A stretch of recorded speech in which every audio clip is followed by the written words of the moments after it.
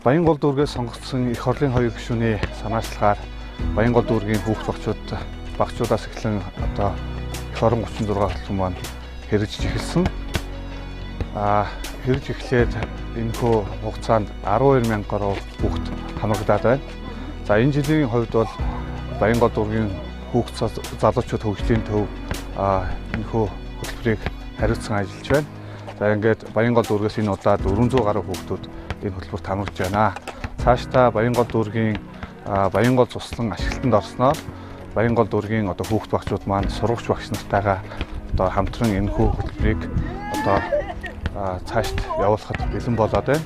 Ингээд энэхүү хөтөлбөрт хамрагдсан хүүхд багчууд болон эцэг эхчүүд маань сэтгэл хангалуун байгаад бид бүхэн баяртай байна.